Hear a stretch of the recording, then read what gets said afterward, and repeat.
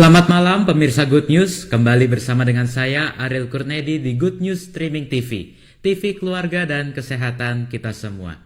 Pada malam hari ini kita akan kembali untuk mengadakan satu program, yaitu Hukum Emas, di mana pada malam hari ini kita akan berbincang santai dengan hamba Tuhan, Bapak Elvin Bidi. Dan kita akan berbicara tentang manual kehidupan. Namun sebelum itu, marilah kita bersatu di dalam doa.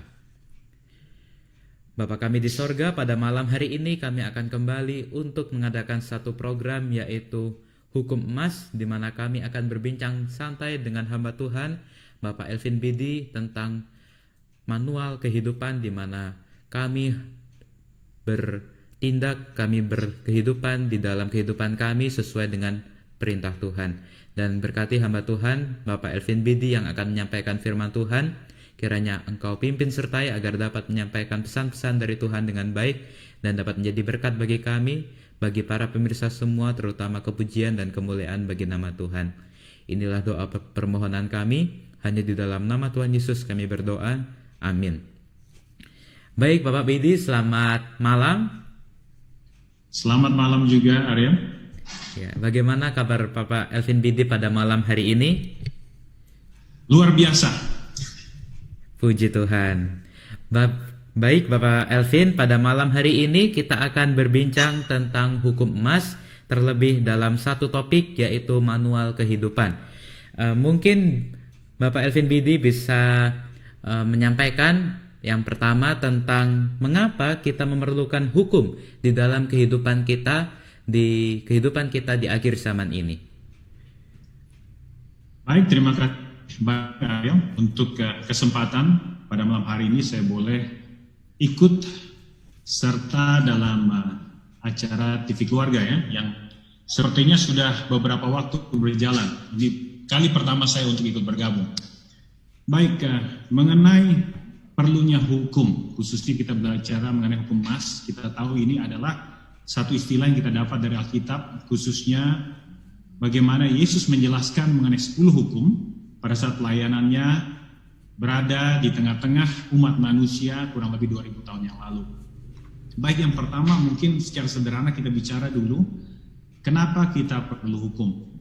Baik, di dalam kehidupan kita, sehari-hari dimanapun kita berada, kita selalu terikat dengan peraturan, dengan etika, dengan adat istiadat dan juga hukum. Baik mungkin di lingkup yang paling kecil, kita bicara di dalam keluarga dan masyarakat, ada hukum-hukum, ada etika-etika yang berlaku. Yang paling sederhana adalah hukum adat, dimanapun kita berada.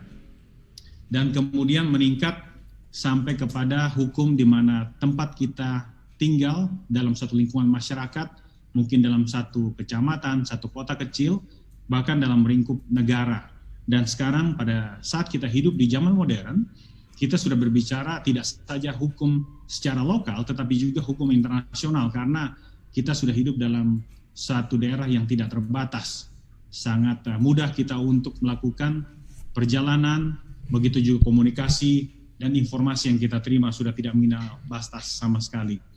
Nah, kenapa kita perlu hukum? Secara sederhana, kita tahu bahwa pada saat kita hidup bersama-sama dengan orang lain, tentu ada hal-hal yang harus kita sepakati bersama agar hidup kita boleh sama-sama mendapatkan apa yang kita inginkan tanpa merugikan orang lain. Dan secara sederhana bisa dikatakan bahwa hukum adalah adopsi bersama-sama, diterima kelompok masyarakat yang sama, dan semuanya mematuhi, kesepakatan untuk mematuhi hukum tersebut. Dan tentu saja ada beberapa hal yang kita sepakati juga sebagai sanksi apabila ada yang melanggar hukum tersebut.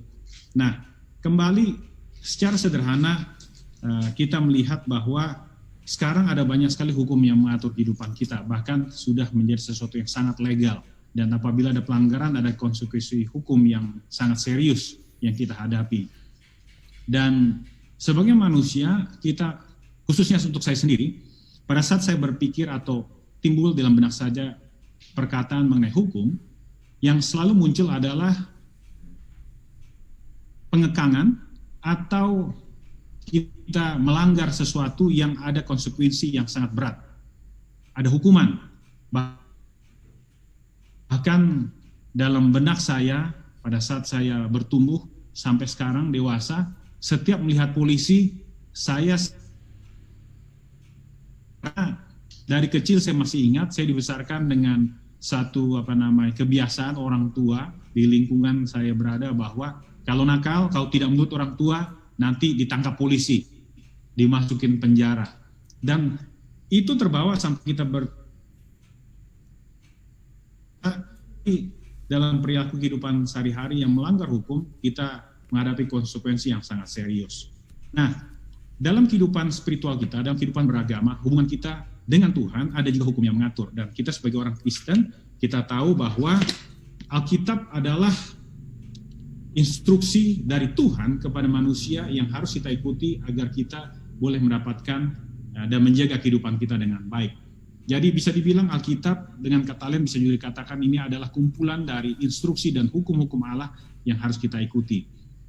Nah, kembali lagi sebagai manusia, seringkali yang timbul dalam benak kita adalah hukum secara negatif. Sehingga apapun yang berhubungan dengan hukum itu berarti adalah pengekangan untuk hak-hak kita sebagai individu. Membuat kita tidak bisa melakukan apapun yang kita inginkan dalam tanda kutip untuk mencapai kebahagiaan. Sehingga seringkali dalam perilaku kita sehari-hari kita tanpa sadar memberontak atau melanggar hukum, sengaja maupun tidak sengaja. Dan secara sederhana mungkin dalam usia Ariel ya, anak-anak muda, anak-anak remaja khususnya seringkali dikatakan bahwa mereka seringkali melakukan apa yang dilarang. Jadi apa yang disuruh seringkali tidak mau dilakukan, tetapi apa yang dilarang itulah yang dilakukan. Dan ini adalah sifat manusia, yaitu seringkali mudah sekali untuk memberontak. Dan secara sederhana kita lihat sekarang, dalam beberapa bulan terakhir ini kita hidup dimanapun berada, menghadapi satu situasi yang sama, yaitu pandemi COVID-19, sehingga ada protokol kesehatan yang harus kita ikuti. Salah satu yang paling sederhana adalah menggunakan masker. Dan kita lihat ada banyak sekali orang di berbagai tempat, di belahan dunia ini yang mematuhi, tetapi tidak sedikit juga yang melanggar dan sengaja melanggar. Saya sekarang berdomisili dengan keluarga di Malaysia, dan baru-baru ini pemerintah kembali memperlakukan mulai 1 Agustus beberapa hari yang lalu, penekanan bahwa semua orang harus menggunakan masker pada saat keluar rumah. Dan apabila melanggar, ada sanksi, ada denda, kurang lebih RM1.000. Dan kalau tidak salah beberapa hari yang lalu sudah banyak orang yang kena denda karena banyak sekali yang tidak menggunakan. Dan ini adalah satu hal yang sangat sering kita jumpai di masyarakat, bahwa hukum sebenarnya adalah hal yang sangat kita perlukan pada saat kita hidup bermasyarakat, tetapi seringkali banyak orang yang sengaja melanggar karena merasa bahwa itu mengekang kebebasan mereka secara pribadi. Mungkin secara sederhana itu yang bisa saya jelaskan, Ariel. Baik, terima kasih Pak Elvin untuk penjelasannya. Lalu apakah hukum yang berasal dari Tuhan itu juga mengekang manusia untuk melakukan hal yang mungkin menurut manusia itu mengenakkan atau menyenangkan? Apakah hukum dari Tuhan itu juga mengekang manusia seperti itu? Baik, saya akan bagikan beberapa slides. Mudah-mudahan bisa terlihat. Iya, sudah bisa Bapak Elvin. Oke, kita akan lihat. Jadi tema utama kita adalah bicara mengenai hukum mas atau manual kehidupan. Dan kemudian kita akan berbicara secara spesifik pada hari ini mengenai mengapa kita memerlukan hukum. Baik, mungkin sebelum sampai ke sini, saya ingin bawa sebagai ilustrasi. Apabila kita membeli satu barang, apalagi zaman sekarang hampir tidak ada satu orang pun yang hidup tanpa menggunakan alat-alat bantu. Dan pada saat kita membeli barang, contohnya saya beli ada satu mikrofon untuk selfie. Dan pada saat kita membeli barang elektronik contohnya ya, kita seringkali dan bisa dikatakan selalu pada saat membeli barang itu ada buku kecil atau booklet mengenai manual atau pedoman untuk penggunaan dan perawatan. Nah, mungkin secara sederhana kita bisa berkata begini, loh kenapa ada peraturan sih yang diberikan, ada manual yang saya harus ikuti? Kan barang ini sudah saya beli, saya sudah keluarkan uang cukup banyak, dan ini sudah menjadi milik saya secara sah, secara hukum. Tetapi ingat, buku manual itu diberikan oleh perusahaan yang membuat dan menjual jasa ataupun barang yang kita beli. Dan manual itu atau pedoman atau buku petunjuk penggunaan adalah untuk membantu kita supaya barang yang kita beli itu bisa berfungsi sesuai dengan tujuan kita membelinya. Apalagi kita beli dengan harga yang mahal, itu yang pertama. Dan yang kedua, supaya juga kita dihindari dari masalah untuk hal-hal yang sebenarnya sangat mudah untuk dihindari. Contoh sederhana, kalau kita beli mobil, ada beberapa jenis bahan bakar yang akan menjadi panduan, yang akan tercatat dalam buku panduan tersebut, bahkan kadang-kadang ada stiker yang ditempel di tutup dari tangki bahan bakar itu untuk jenis bahan bakar yang kita bisa gunakan. Secara sederhana, ada 3 kelompok besar dari mesin mobil yang kita gunakan. Yang pertama tentu saja diesel menggunakan bahan solar dari beberapa jenis tingkatan oktannya. Kemudian ada yang bensin, ada juga beberapa jenis. Dan sekarang ada jenis yang baru yaitu yang elektrik. Jadi hanya menggunakan listrik atau sebagian ada yang menggunakan gabungan. Nah, apabila kita tidak mengikuti panduan ini dengan baik, hanya asal memasukkannya, tentu mesin itu tidak akan berfungsi secara maksimal, bahkan bisa jadi rusak total, tidak bisa digunakan sama sekali. Nah, kembali kenapa kita mendapatkan buku petunjuk penggunaan atau manual ini, karena pada saat kita membeli barang tersebut, sang produser atau pembuat lebih mengetahui bagaimana cara penggunaan, perawatan, dan untuk memaksimalkan penggunaan barang yang kita sudah beli. Nah, kembali, pada saat kita lahir di dunia ini, tentu produsen dari kehidupan kita, dari tubuh kita, dari diri kita adalah Tuhan. Jadi bisa dikatakan dia adalah pabrik dari mesin yang dalam diri saya disebut Elvin Bidi ya. Gitu. Nah, Tuhan memberikan Alkitab ini sebagai panduan, buku manual, petunjuk penggunaan. Jadi secara sederhana ini adalah buku petunjuk bagaimana saya bisa menggunakan diri saya semaksimal mungkin agar bisa berfungsi dengan baik. Nah, kalau kita lihat sebagai ayat utama kita sepanjang pembahasan kita nanti untuk beberapa pertemuan ke depan, dari 2 Tawarik 20 ayat 20. Saya ambil bagian B-nya. Nah, dikatakan begini. Dengar hai Yehuda dan penduduk Yerusalem, percayalah kepada Tuhan Allahmu dan kamu akan tetap teguh. Percayalah kepada nabi-nabinya dan kamu akan berhasil. Jadi ada 2 bagian yang diamarkan kepada umat Israel pada waktu zaman Alkitab dan tentu saja kepada kita sekarang ini, bahwa kita harus percaya kepada Tuhan supaya akan tetap teguh. Bahasa Inggrisnya supaya that you shall be established. Dan kemudian percayalah kepada nabi-nabinya supaya kita akan berhasil. Di bahasa Inggrisnya dikatakan supaya kita sukses. Jadi percaya kepada Tuhan dan percaya kepada nabi-nabinya. Ini tentu saja kita tidak hanya berbicara bahwa saya tahu, saya kenal Tuhan. Percaya dalam pengertian Alkitab adalah kita mengetahui, kita mengenal Tuhan dan semua apa yang Tuhan katakan, dan kita menurut perintah-perintahnya. Jadi sangat penting bagi kita untuk percaya dan menurut hukum-hukum Tuhan supaya kita bisa hidup dan berhasil. Nah, yang berikutnya, mengapa kita memerlukan hukum? Di dalam buku Amsal pasal 29 ayat 18 dikatakan, bila tidak ada wahyu, menjadi liarlah rakyat, berbahagialah orang yang berpegang pada hukum. Dan dalam Hosea 4 ayat 6 bagian A, bagian yang pertama dikatakan, umatku binasa karena tidak mengenal Allah. Jadi kembali di sini dikatakan bahwa apabila kita tidak ada wahyu atau tidak ada tuntunan Allah, dengan sederhana kita katakan tidak ada Alkitab, maka rakyat akan menjadi liar. Tetapi berbahagia mereka yang berpegang pada hukum. Dan kita mengetahui pada seringkali dalam kehidupan bangsa Israel, mereka tidak menurut kepada Tuhan dan akhirnya harus binasa. Kita bisa lihat secara umum dalam Alkitab bagaimana sejak manusia pertama kali diciptakan, Tuhan sudah memberikan amaran kepada Adam dan Hawa untuk menurut. Mereka bebas boleh memakan apa saja kecuali hanya satu pohon di tengah-tengah taman dikatakan pohon pengetahuan baik dan jahat yang tidak boleh dimakan buahnya. Pada saat makan, mereka akan mati. Tetapi apa yang terjadi? Tidak lama kemudian mereka tergoda oleh godaan setan yang mengatakan bahwa sebenarnya Tuhan larang bukan karena akan mati, tetapi mereka akan menjadi sama seperti Allah. Mata mereka akan terbuka, mereka akan tahu yang benar dan yang salah. Dan Tuhan melarang karena Tuhan tidak ingin mereka menjadi sama seperti Allah. Dan apa yang terjadi? Mereka jatuh ke dalam dosa dan mati. Tidak mati saat itu, tetapi kenapa? Ada yang mati menggantikan mereka. Itu ada anak domba yang menjadi lambang anak domba Allah yang akan mati beberapa tahun atau beberapa ribu tahun setelah itu.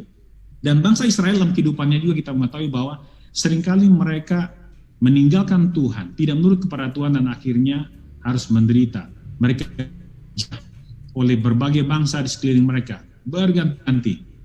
Kita baca itu dalam kehidupan mereka pada saat mereka di dalam penindasan di Mesir. Kemudian pada saat mereka keluar dari Mesir, mereka seringkali berontak kepada Tuhan. Sampai kemudian di zaman hakim-hakim, berulang-ulang mereka. Pada saat mereka dijajah oleh bangsa lain, mereka datang, memohon pengampunan kepada Tuhan, memohon kelepasan. Tuhan mengirimkan pembebas atau hakim-hakim pada saat yang datang silih berganti.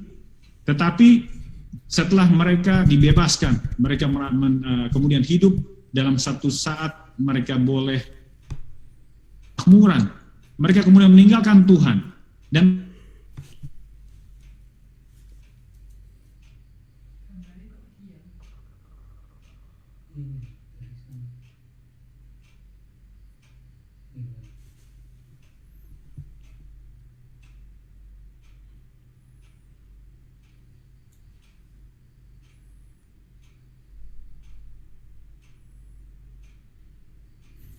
Iya, sepertinya kita terputus dengan Bapak Elvin Tobing, Elvin Bidi.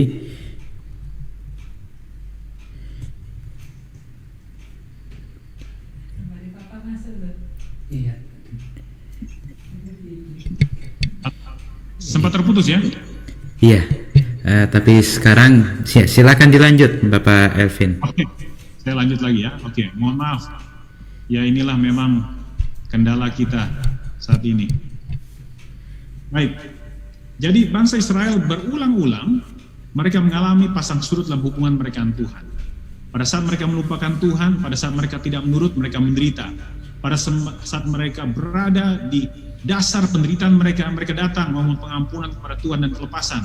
Tuhan kirimkan pembebas, hakim-hakim maupun juga raja. Ada yang setia pada Tuhan, ada yang tidak.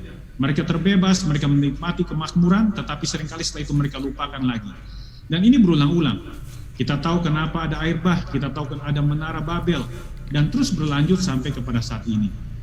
Jadi Tuhan mengingatkan bahwa apabila mereka tidak mengenal Tuhan, dalam arti mereka tidak punya hubungan dengan Tuhan, mereka akan binasa.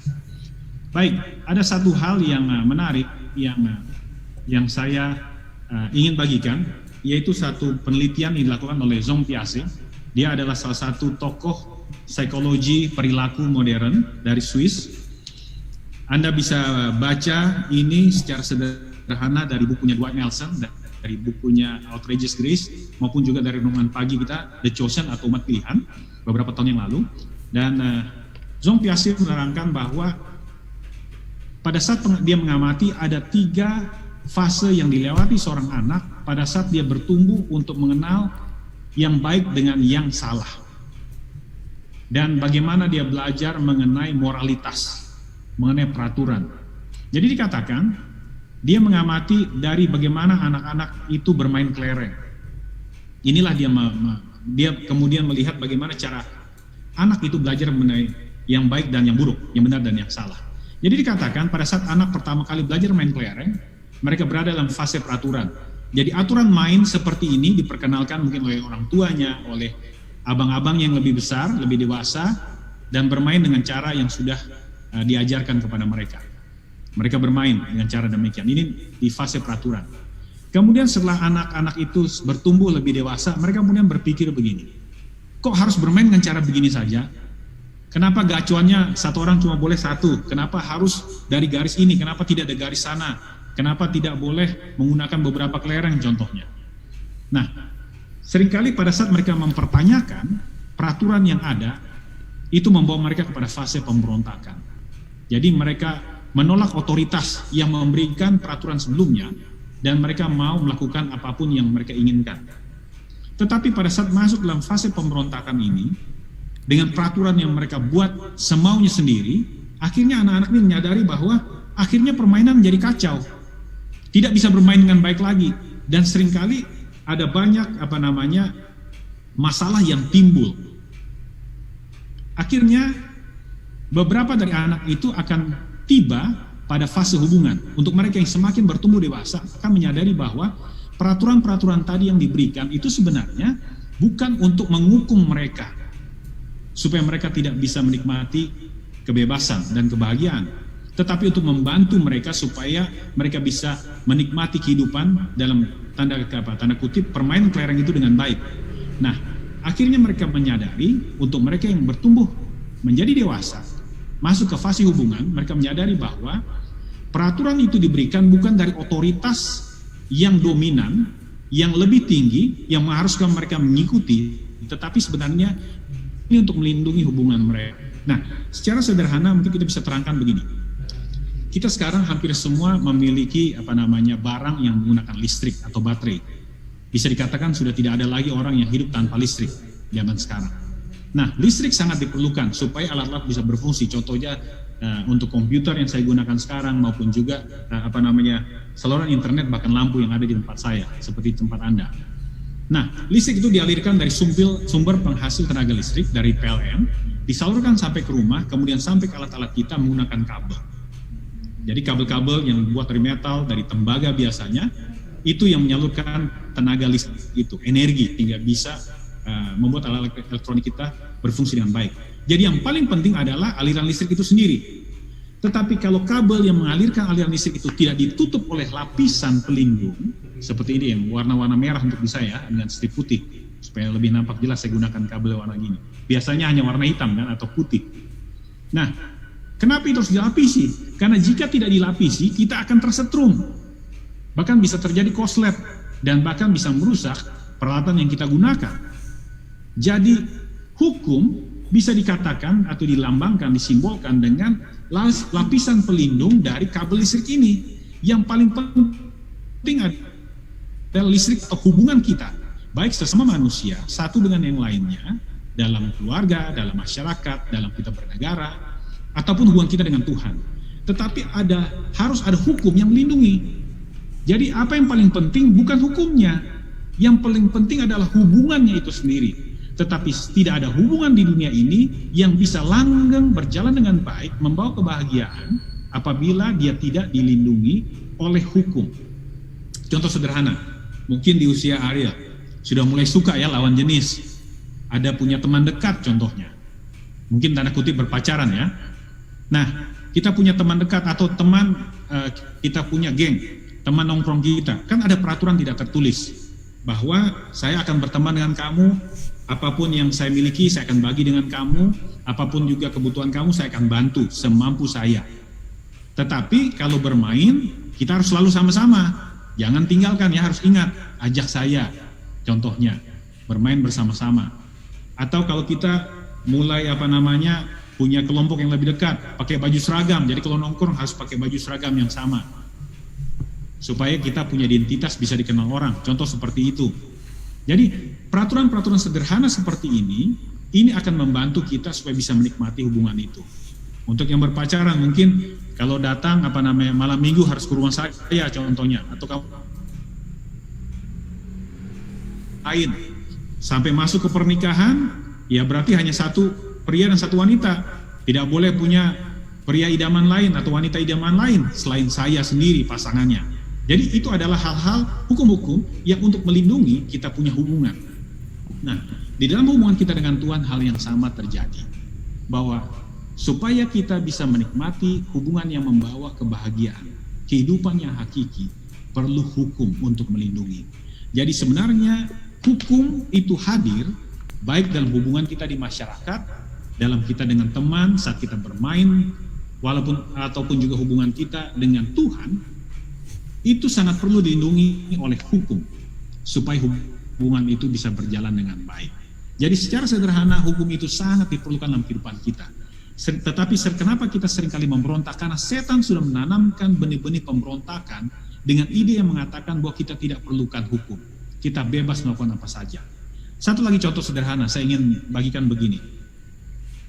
Kita di Indonesia pada saat membawa kendaraan, entah itu sepeda, beca, sepeda motor, atau mobil, kita harus berada di jalan sebelah mana? Sebelah kiri kan? Jadi jalan biasanya dibagi dengan dua bagian, ada kiri dan kanan. Yang kiri untuk menuju ke arah ke depan, yang berlawanan dari depan. Nah, itulah di daerah Indonesia dan juga negara-negara lain yang masuk dalam negara persemakmuran Inggris atau bekas jajahan Inggris di seluruh dunia. Kemudian ada negara-negara lain yang di sebelah kanan. Jadi kalau mau ke depan, mereka di sisi sebelah kanan. Yang di sisi kiri itu yang berlawanan arah sebenarnya. Jadi apakah karena saya sudah modern, saya sudah pernah ke luar negeri, kemudian saya punya mobil lebih hebat contohnya, lebih mahal, setelah itu saya bisa suka-sukanya bawa. Lihat yang terjadi, banyak sekali terjadi di Indonesia sekarang, khususnya dengan sepeda motor ya. Kadang-kadang berlawanan arah, masuk ke jalur mana saja. Apa yang terjadi? Kekacauan terjadi. Kalau terjadi kemacetan akan sangat parah. Dan juga satu hal juga bahwa seringkali menimbulkan kecelakaan yang bisa membawa korban nyawa. Baru hari Minggu yang kemarin kami baru dari perjalanan pulang dari Penang setelah hari Jumat, berangkat ke sana untuk liburan di weekend, dan jarak Penang dari Kuala Lumpur kurang lebih 350 km. Karena pas hari raya Idul Adha, jadi banyak sekali orang keluar kota. Waktu berangkat saya hanya habis waktu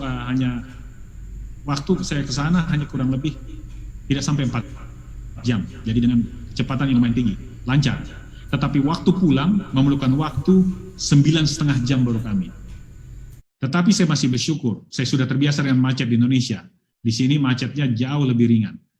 Di jalur paling kiri, di jalur darurat, saya hitung mungkin hanya sekitar 20 mobil yang keluar menggunakan jalur tersebut. Saya tidak tahu apa alasan mereka, sangat jarang. Tetapi di Indonesia, kita tahu semua, kalau sudah mengalami kemacetan, jangankan macet, agak padat saja sudah banyak orang yang melanggar, yang melewati jalur darurat. Apa yang terjadi? Kalau macet, jadi macet total.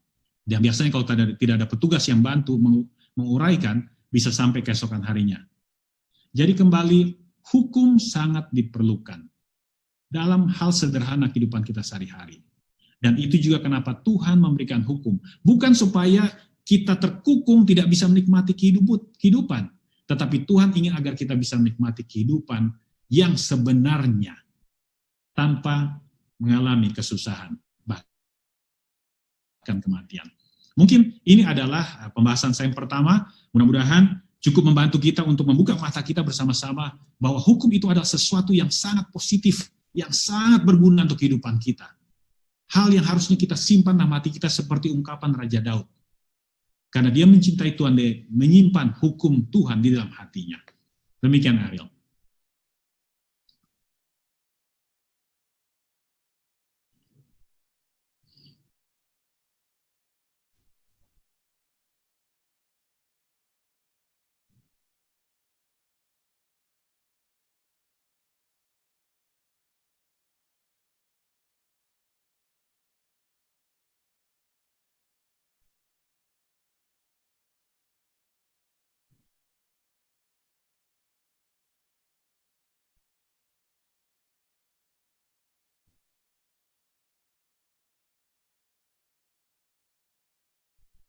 Baik, terima kasih sekali untuk pertanyaannya.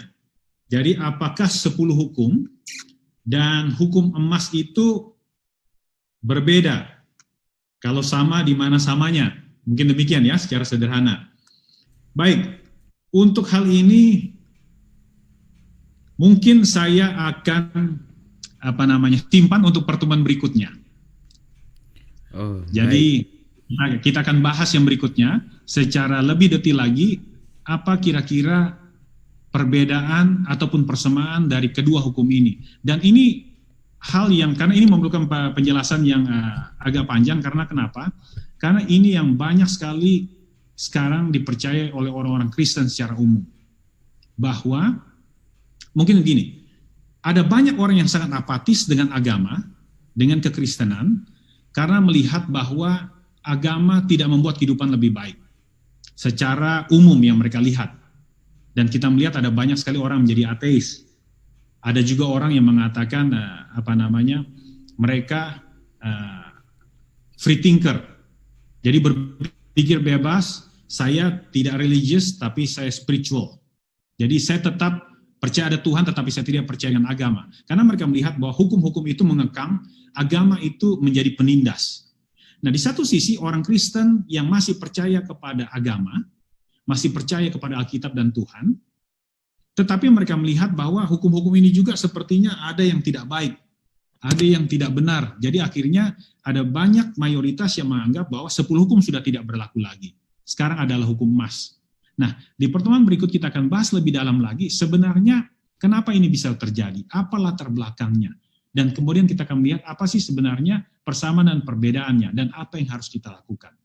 Mungkin itu yang sedikit saya berikan sebagai tester untuk pertemuan berikut. Baik, terima kasih Pak Elvin. Dan untuk pertanyaan yang berikutnya, tadi disebutkan bahwa hukum adalah satu pedoman di mana kita dapat menjalani kehidupan kita. Tuhan sudah berikan hukum kepada kita untuk menjadi pedoman kita di dalam kehidupan kita. Dan di dalam kehidupan kita, kita juga memerlukan kesehatan yang baik. Dan Tuhan juga sudah memberikan kita petunjuk tentang bagaimana pola hidup yang sehat. Dan akhir-akhir ini, di kehidupan zaman sekarang ini, kesehatan ini merupakan satu hal yang sangat ramai diperbincangkan. Baik itu masalah makanan, ataupun masalah pola hidup, dan lain sebagainya. Dan menurut Bapak Elvin Tobing, apakah petunjuk Tuhan atau hukum tentang kesehatan ini? Baik, satu hal yang saya pelajari, mungkin ada ini yang harus saya katakan lebih dahulu. Saya bukan seorang yang expert atau sangat ahli di dalam tema-tema yang kita bicarakan, karena saya pendidikan hanya S1 dan jurusannya pun sebenarnya hanya biologi lingkungan. Ini satu langkah untuk menjadi dokter sebenarnya, tetapi karena masalah biaya akhirnya saya tidak bisa teruskan seperti cita-cita saya semula. Dan saya sekarang juga sudah mengambil S2, tetapi sepertinya tidak akan saya selesaikan karena sangat berat bagi saya sekarang melihat untuk sekolah lagi, sementara saya sudah memiliki tanggung jawab untuk keluarga dan juga untuk pelayanan. Jadi saya hanya 1 semester ambil program untuk international development. Nah, tetapi apa yang saya ingin bahas di dalam pembicaraan kita untuk seri ini adalah hal-hal yang menurut saya hal yang sangat penting, paling tidak menurut pengalaman saya, dan saya belajar secara otodidak, saya cari informasi, saya baca buku, saya cari dari resources yang lain, termasuk sekarang dengan khotbah-khotbah, dengan artikel, baik itu artikel di dalam e-books ataupun juga bahkan di YouTube. Dan dari pembelajaran apa yang saya dapat inilah yang saya bagikan, dan menurut saya ini adalah hal yang sangat praktis karena saya memang dibesarkan dengan pola pikir untuk harus mencari dasar dengan cara belajar sendiri, tidak hanya sekedar mengikut orang lain. Dan pola pikir inilah yang membantu saya untuk mendapatkan hal-hal yang saya anggap sangat penting dalam perjalanan kehidupan spiritual saya, dan saya ingin bagikan. Mengenai kesehatan, jadi saya bukan dokter, tetapi saya ada praktisi pola hidup sehat, dan umur saya sekarang sudah melewati 50 tahun, dan secara umum kita bisa melihat bahwa di zaman kita sekarang, kalau orang sudah berumur 50 tahun ke atas, jangankan 50, 40-an pun biasanya secara fisik sudah sangat menurun. Beda dengan orang zaman di orang tua saya, di kakek nenek kita sekarang. Zaman dulu kalau masih 70-80 tahun, kita masih bisa lihat kakek dan nenek itu masih kuat ya, masih keluar masuk ladang dan sawah, masih bisa menyangkul 1 hari. Bahkan saya masih ingat zaman saya masih kecil, nenek-nenek usia 70-80 tahun, mereka masih sanggup itu menggendong pikulan di atas kepala, di mana mereka membawa hasil panen dari ladang, dan itu 10-20 kilo dengan mudah mereka bisa bawa. Zaman sekarang mungkin usia 20 tahun pun belum tentu sanggup mengangkat beban semikian berat. Nah, kita bisa melihat bahwa secara fisik rata-rata kemampuan kita jauh menurun dibandingkan generasi sebelumnya. Yang pertama, jadi kita punya kebugaran dan kekuatan fisik. Dan kedua, kesehatan kita sendiri. Sekarang semakin banyak orang yang sakit dengan penyakit yang beragam dan dengan usia yang semakin muda. Padahal kita bisa melihat bahwa dunia kesehatan sudah sangat maju. Rumah sakit sekarang sudah ada di mana-mana. Zaman dulu saya masih ingat, rumah sakit sangat jauh dari kampung saya. Itu harus naik kapal dalam waktu mungkin sekitar 1 jam baru bisa sampai. Dokter pun tidak banyak, sekarang dokter ada di mana-mana. Apotik, toko obat ada di mana-mana. Tetapi kenapa penyakit semakin banyak? Jadi memang satu hal yang harus kita sadari bahwa pola hidup kita sudah tidak mengikuti pola hidup yang dianjurkan Tuhan. Kita tidak ikut buku manualnya. Jadi banyak orang lupa bahwa sebenarnya dalam Alkitab ini adalah buku manual kehidupan. Hukum kesehatan ada dibahas walaupun tidak secara detail di dalam Alkitab kita, dan apabila kita ikuti, kita akan mendapatkan kehidupan kesehatan yang prima. Nah, jadi ada banyak hal yang kita sadari bahwa karena kita tidak menjaga kesehatan kita dengan baik, akhirnya kita menderita penyakit. Sehingga kehidupan kita semakin pendek dan semakin banyak, kita semakin rentan terhadap penyakit. Nah, yang saya bisa bagikan begini. Saya umur 50 tahun, sudah lebih 50 tahun, dan saya sekarang masih berolahraga setiap hari. Sedapat mungkin setiap hari, ya, paling sedikit 6 kali seminggu, kecuali hari Sabat. Dan saya masih lari kurang lebih 40 menit, masih naik turun tangga selama pandemi karena tidak boleh lari keluar, jadi saya naik turun tangga 70 lantai kami punya apartemen.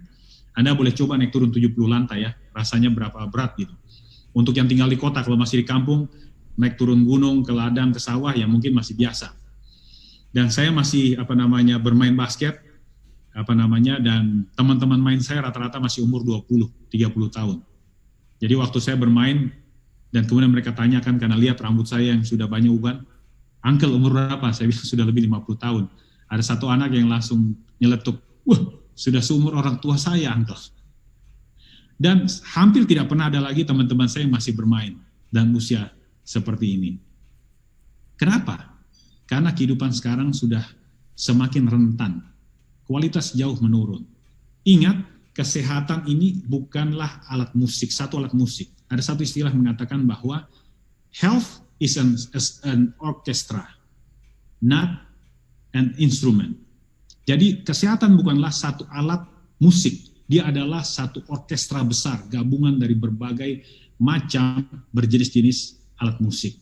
Jadi sisi kehidupan kesehatan kita itu banyak sekali aspek yang harus kita pelajari. Kita akan juga bahas nanti secara lebih detail, walaupun secara sederhana, apa saja yang dianjurkan Alkitab sebagai panduan kita agar kita bisa memiliki kehidupan yang prima, semaksimal yang bisa kita dapatkan. Mungkin demikian, Ariel.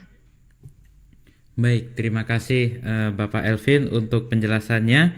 Dan jika di dalam Alkitab ada petunjuk tentang bagaimana kesehatan, pola hidup kesehatan yang baik, bagaimana cara kita menjaga kesehatan kita dengan baik, dan ada juga petunjuk atau perintah dari Tuhan tentang masalah keuangan dan juga masalah penata layanan, bagaimana kita, rasa kasih kita kepada Tuhan dengan kita mengembalikan apa yang sudah seharusnya menjadi milik Tuhan dan lain sebagainya.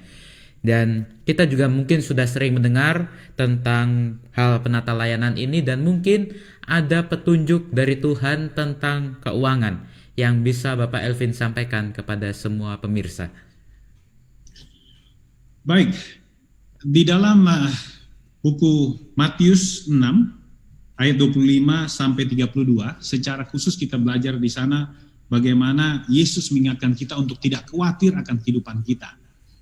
Dan kekhawatiran, saya pikir ini adalah salah satu hal yang merupakan stresor terbesar dalam kehidupan kita di zaman modern ini.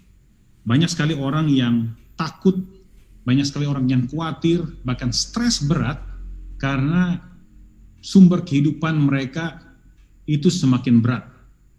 Contoh sederhana, saya masih ingat pada zaman saya dulu tamat kuliah di tahun 94. Waktu itu pun saya sudah tamat kuliah, saya harus menamatkan kuliah dalam 7 tahun, yang seharusnya hanya 4,5 tahun normalnya. Karena biayanya sudah sangat mahal, jadi saya sempat keluar dari sekolah karena hutang saya terlalu besar, sebelum saya bisa melanjutkan dan menyelesaikan. Tamat S1 dengan 7 tahun, saya punya pikiran bahwa saya akan mudah dapat pekerjaan. Ternyata butuh waktu sekitar 2 tahun bagi saya untuk dapat pekerjaan pertama. Tantangan yang tidak mudah. Sementara kalau tidak bekerja, dalam pengertian kita kan bekerja adalah menjadi karyawan. Indonesia masih belum terbiasa untuk kita bekerja sebagai wirausahawan, untuk melakukan usaha sendiri. Jadi butuh waktu yang sangat lama. Saya pikir dengan tamat S1 sangat mudah, sudah ada ijazah sarjana. Apalagi zaman sekarang, setelah dengan adanya pandemi ini, ada banyak sekali perusahaan yang tutup, ada banyak perusahaan yang bangkrut. Orang banyak sekali khawatir dengan bagaimana sumber penghasilan mereka dengan uang dalam kehidupan kita. Tetapi di satu sisi kita bisa melihat juga ada orang yang berkelimpahan uangnya, ada banyak sekali orang yang sangat kaya raya, yang mungkin sebagai contoh sederhana, ada orang dengan gaya hidup yang sangat mewah, mereka bisa mengoleksi mobil yang harganya miliaran rupiah. Bayangkan miliaran rupiah, saya tidak pernah lihat uang 1 miliar satu tumpuk depan kita saat ini.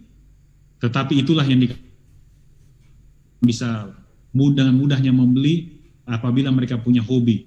Atau juga orang yang para wanita umumnya yang membeli tas-tas bermerek sampai miliaran rupiah.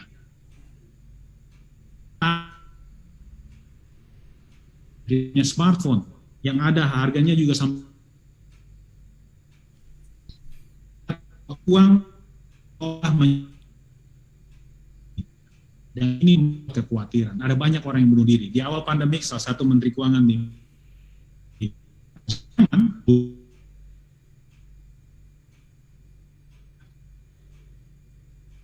besar, dia tidak bisa pikirkan solusinya. Nah, tetapi Tuhan mengatakan jangan khawatir. Untuk apa yang kamu makan, minum kamu pakai.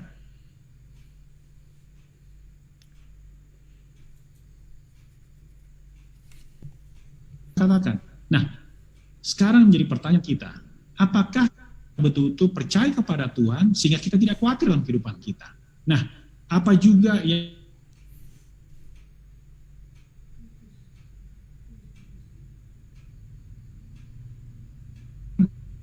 dari Tuhan?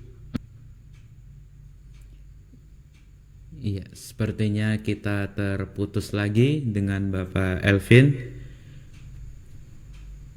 Iya, baik Bapak Elvin, silakan. Ya, mohon maaf, baru kali ini saya bicara sampai 2 kali ada interupsi. Jadi kembali, Tuhan mengatakan bahwa kita wajib mengembalikan 10% dari penghasilan kita atau persepuluhan. Dan tidak hanya di situ, kita juga diminta untuk memberikan sukarela. Dan di gereja kita diajarkan sebaiknya kita membuat perencanaan yang teratur. Persepuluhan yang kedua, kalau bisa, kalau kita mau. Cukup di sana kita mereka dari penghasilan mereka. Nah, yang menjadi pertanyaan adalah apakah setia mengembalikan perpuluhan dan memberikan persembahan kita? Dan tahu hidup Tuhan yang berikan. Nah, saya akan mengajak nanti para pemirsa untuk melihat bagaimana dalam kehidupan praktis saya praktekkan nanti berkat limpah. Dan tidak hanya di situ, yang terutama adalah bagaimana ketenangan terlepas dari bagaimanapun situasi keadaan ekonomi di sekeliling kita saat ini. Terima kasih, Arief. Baik, terima kasih Bapak Elvin. Untuk pertanyaan yang berikutnya berkaitan dengan hal keuangan ini, tadi sempat disebutkan bahwa pada saat masa pandemi virus corona ini banyak sekali perusahaan-perusahaan yang mengeluarkan para pekerjanya untuk meringankan pembiayaan, dan ada juga yang bahkan sampai bangkrut, sampai tutup. Dan banyak orang oleh karena hal itu mereka memilih untuk bekerja dimanapun tempat, di pekerjaan apapun, bahkan di pekerjaan yang bekerja pada hari Sabat. Dan bagaimana dengan hal ini? Bagaimana dengan jika kita bekerja pada hari Sabat? Apakah menurut pandangan dari Bapak Elvin tentang bekerja atau menyucikan hari Sabat ini? Baik, kembali ini akan menjadi satu pembahasan khusus nanti di waktu kemudian.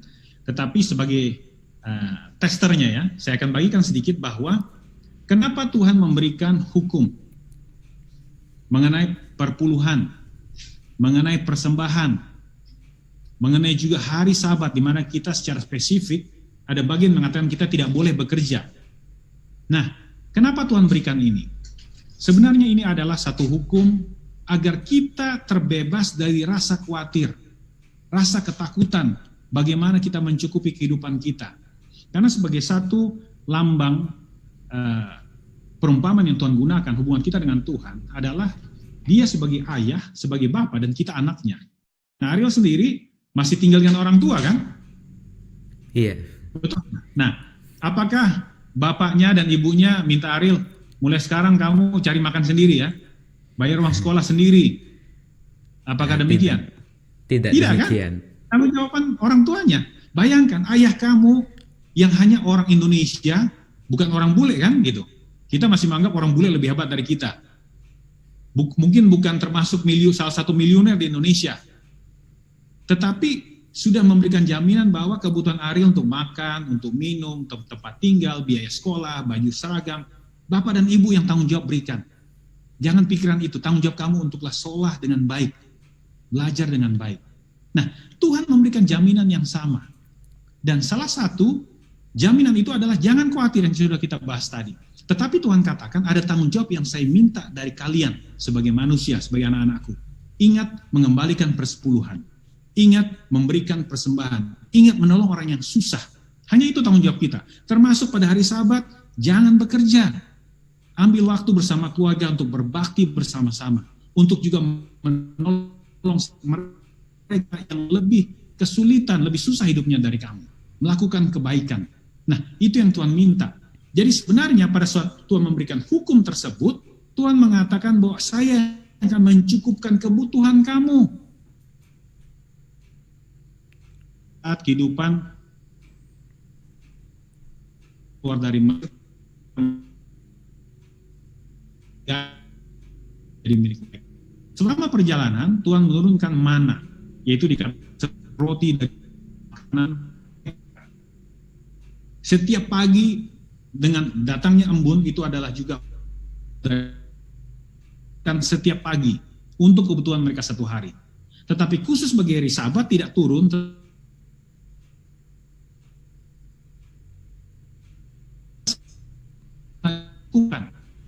tidak basi.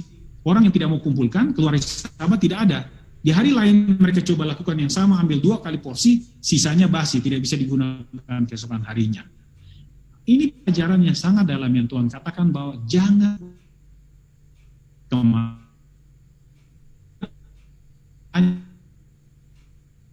pandemik ini, di mana keadaan ekonomi sangat susah. Saya akan bagikan pelajaran yang lebih dalam dan juga pengalaman dengan keluarga. Pada saat-saat keadaan ekonomi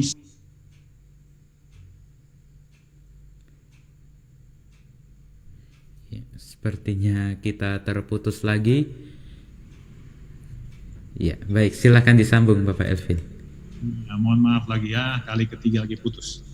Baik, kembali bahwa saya bisa membagikan pengalaman hidup kami bahwa pada saat kita percaya sama Tuhan, kita berserah kepada Tuhan, kita menurut kepada Tuhan, melakukan yang terbaik kita bisa lakukan, Tuhan tidak akan lupa menggenapi janjinya. Ingat, Alkitab ini seperti legal dokumen antara kita dengan Tuhan.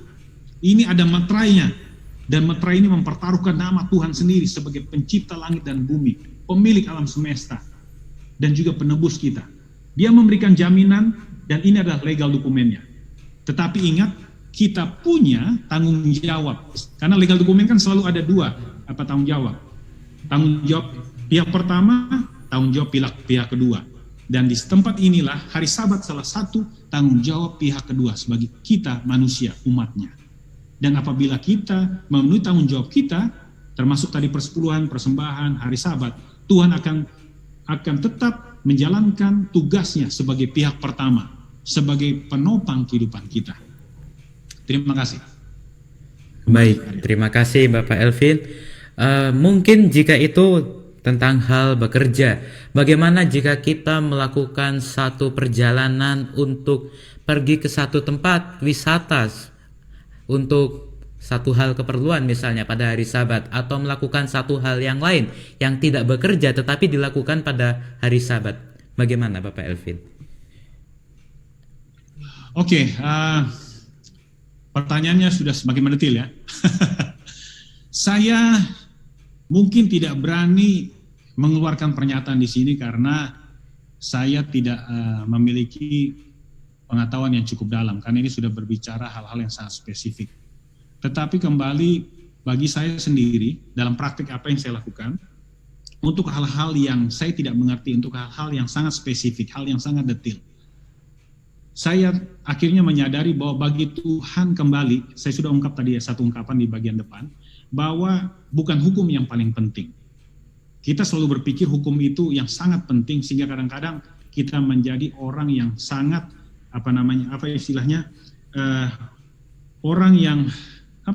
orang yang menurut hukum sampai hal yang legalis, seorang yang legalis. Tetapi yang Tuhan inginkan adalah kembali, yang paling penting adalah hubungan kita dengan Tuhan. Jadi dalam praktik kehidupan saya sendiri, ada saatnya di mana tampaknya saya tidak bisa untuk sepenuhnya menurut. Harus ada hal sesuai dengan peraturan Tuhan.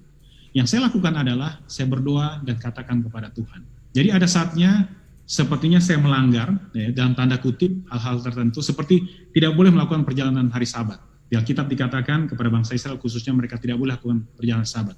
Tetapi ada saat-saat tertentu di mana kami memang harus lakukan perjalanan itu. Seperti zaman sekarang kita kalau terbang, perjalanan yang saya pernah lakukan paling jauh mungkin sekitar 18 jam terbang dari Eropa. Dan itu kadang-kadang kalau kami lakukan perjalanan hari Jumat, contohnya hari Jumat siang, kadang-kadang sampainya sudah di hari Sabat subuh. Gitu. Jadi ada film masuk hari Sabat. Jadi hal-hal tertentu saya berdoa kepada Tuhan dan saya minta bagaimana Tuhan membuka jalan, dan kadang-kadang saya ambil keputusan seperti itu. Contoh sederhana juga dengan tidak belanja. Kita untuk tidak melakukan pembelanjaan. Nah, sedapat mungkin memang saya tidak belanja sama sekali untuk hari Sabat. Tetapi ada saat-saat tertentu di mana memang saya tampaknya harus membuat keputusan untuk itu. Dan kembali saya berdoa. Jadi saya tidak mau membuat pernyataan. Tetapi kembali prinsipnya adalah kita menurut kepada Tuhan. Pada saat-saat tertentu kita tidak mengerti, kita minta petunjuk Tuhan. Dan inilah fungsi dari Roh Kudus, membantu kita dalam setiap langkah kehidupan untuk mengerti, untuk mengetahui apa yang harus kita lakukan. Mungkin ini yang bisa bagikan Ariel. Balik. Baik, terima kasih Bapak Elvin. Dan tadi dikatakan bahwa di dalam kehidupan kita janganlah kita khawatir tentang kebutuhan kita, tentang bagaimana kita dapat bertahan hidup.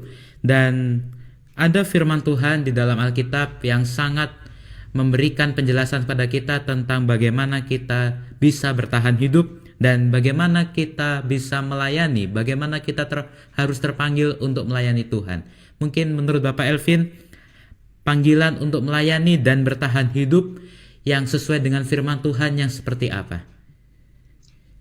Baik, kembali kalau kita melihat kepada apa yang Tuhan minta kepada kita, secara sederhana mungkin kita bisa ambil dari Matius 25 maupun juga Yesaya 58. Ini adalah salah satu anjuran praktis sebagai orang Kristen yang Tuhan ingin kita lakukan. Jadi dalam satu perumpamaan Tuhan katakan waktu dia pisahkan kambing dan domba yang selamat, dikatakan kalian selamat karena kalian sudah memberikan makan pada saat aku lapar, minum pada saat aku haus, memberikan baju saat aku telanjang, mengundang aku masuk rumahmu pada saat aku orang asing, merawat aku pada sakit, kalian mendatang mengunjungi aku pada saat berada di penjara, kemudian kalian juga membebaskan membebaskan mereka yang tertindas, dan membela orang yang yang sudah disolimi ya. Nah, dalam kita melakukan hal ini tentu akhirnya ada banyak yang harus kita korbankan. Kita bicara waktu, kita bicara materi, kita bicara juga hal-hal tertentu yang lain juga. Nah, untuk melakukan itu tentu tidak mudah. Tetapi kembali bahwa Tuhan memberikan jaminan bahwa Tuhan akan menyertai memberkati kita. Dan saya bisa bagikan sederhana juga, karena ini kembali adalah topik-topik ini nanti kita akan bahas secara khusus. Dan secara sederhana saya mau bagikan pengalaman kami sendiri. Seorang Kristen diminta untuk menjadi saluran berkat. Surga menolong sesamanya. Dan harus menjadi saksi bagi bagaimana kebesaran kasih Tuhan. Dalam mulai mempraktekkan bagaimana kita harus berlaku, bersikap sebagai orang Kristen, ada banyak hal yang tidak saya mengerti. Dan tidak mudah, saya bertanya kepada banyak pendeta, saya bertanya kepada teman-teman, dan tentu saja ini bukan hal yang mudah ya. Seringkali orang berpikir untuk melakukan kebaikan, untuk menjalankan pekerjaan Tuhan, biarlah itu limpahkan kepada para pendeta. Toh mereka sudah kita gaji, mereka sudah menyiapkan diri dalam berkuliah khusus menjadi seorang hamba Tuhan. Tetapi apakah anggota jemaat, ataukah anak-anak muda, bahkan anak-anak terbebas dari tugas? Tidak, kalau kita lihat di Alkitab, semuanya harus menjadi seorang misionaris. Kita bicara dari anak-anak. Contoh paling kecil, ada seorang anak yang tidak disebutkan namanya, pada saat Yesus membutuhkan makanan untuk memberi makan 5.000 orang. Itu hanya laki-laki ya, laki-laki dewasa, itu berarti kepala keluarganya. Dan pada saat itu, dia punya murid mengatakan, waduh, tidak mungkin kita belanja. Tidak ada uang, di mana kita bisa beli makanan sebanyak ini. Tetapi Andreas mengatakan ada seorang anak yang punya beberapa ikan dan roti. Hanya makanan dia sendiri. Dan ternyata Tuhan sanggup untuk mencukupkan mereka. Jadi anak itu mau membagikan. Nah, kemudian juga ada seorang budak wanita tawanan di rumah istri Naaman. Ini salah satu misionaris yang sangat sukses dalam pelayanannya. Tetapi karena dia seorang perempuan dan seorang budak dan masih muda, namanya bahkan dianggap tidak layak untuk ditulis di Alkitab. Kita nanti akan bertemu dia di surga. Tetapi bisa membawa kabar keselamatan, kesembuhan dan keselamatan kepada Naaman, salah satu panglima perang yang paling sukses di zamannya. Kita itu tahu siapa Musa, kita tahu Yohanes Pembaptis, kita tahu Paulus, Petrus yang lainnya.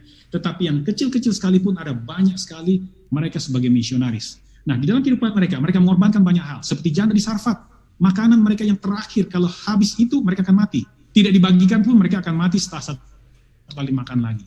Tetapi Tuhan menuntut itu untuk berbagi lebih dulu kepada orang yang lebih memerlukan. Prinsip ini adalah prinsip Alkitab. Jadi di apapun juga tugas kehidupan kita, bagaimanapun situasinya, Tuhan minta kita untuk selalu siap menjadi saluran berkat surga, membagikan yang terbaik kita miliki bagi orang lain. Inilah pelayanan praktis di dalam penginjilan. Tentu saja termasuk berkhotbah, mengajar Alkitab. Tetapi sebelum sampai ke sana kita harus mulai dengan melakukan kebaikan apapun juga. Nah, dalam pengalaman kami praktekkan. Di tahun 98 saya meninggalkan karir saya sebagai seorang profesional. Saya akan ceritakan nanti di bagian khusus. Kemudian pada saat tahun 2000, setelah kurang lebih 2 tahun pelayanan, sebelum menikah, saya dengan istri, kemudian mengambil kata sepakat saat itu, hanya satu orang yang terus berkarir sebagai seorang profesional, satu orang akan menjadi seorang misionaris. Seorang pekerja sosial, ada atau tidak uang saku atau gajinya. Dan akhirnya setelah menimbang, sayalah yang akhirnya menjadi full-time missionary di dalam keluarga saya. Istri saya yang menjadi seorang pencari nafkah, istilah yang saat itu masih kami pegang, sekarang saya sudah tidak gunakan itu lagi. Dan sampai saat ini, mulai dari 20% kami sisihkan untuk pekerjaan Tuhan, 10% untuk persepuluhan, 10% untuk persembahan terpadu. Naik perlahan-lahan 21, 22, 23, 25, 27, 30, sampai sekarang 50% untuk penginjilan. Yang bisa saya saksikan, kami tidak pernah berkekurangan, apapun juga keadaannya. Bahkan kami disanggupkan, khususnya saat ini, kami disanggupkan untuk lebih banyak berbagi, menolong mereka yang lebih susah. Jadi kembali prinsip Alkitab adalah, Tuhan ingin kita untuk menjadi alat surga di tangan Tuhan, membagikan berkat dan juga kabar keselamatan. Jadi apapun tugasnya, kita semua harus menjadi seorang misionaris. Demikian Ariel. Baik, terima kasih Bapak Elvin. Dan mungkin untuk yang terakhir, di dalam kehidupan kita di dunia ini, kita pasti sebagai manusia, kita ingin diri kita menjadi sukses. Dan itu merupakan satu hal yang tentunya kita selalu ingin capai di dalam kehidupan kita. Dan cara untuk menjadi sukses itu salah satunya adalah melalui pendidikan. Pendidikan adalah hal yang terpenting di dalam kehidupan kita. Mungkin menurut Bapak Elvin, apakah memang benar tujuan di dalam kehidupan kita itu adalah memang untuk sukses, dan cara untuk menjadi sukses itu adalah melalui pendidikan? Baik, kembali adalah banyak hal yang salah kaprah dalam kehidupan kita sehari-hari. Contoh sederhana, bahwa kalau kita sekarang mau menikmati kehidupan, kita harus punya uang yang banyak, baru kita bisa menikmati kehidupan, bisa bahagia. Ternyata kita bisa lihat orang kaya tidak lepas dari masalah. Ada banyak orang kaya juga yang bunuh diri. Kemudian, untuk bahagia kita harus sukses dalam arti kita terkenal. Makanya banyak orang berlomba untuk menjadi artis, ada banyak ajang kompetisi, banyak orang mengeluarkan begitu banyak sumber daya supaya bisa juara. Apa yang terjadi? Banyak sekali para selebritas kita yang kita lihat yang bunuh diri. Kemudian orang punya kekuasaan, orang berebut kekuasaan. Kita bisa lihat juga apa yang terjadi. Kita lihat bagaimana dengan pemilihan umum di Indonesia, dari tingkat DPRD, DPR, sampai kepada presiden.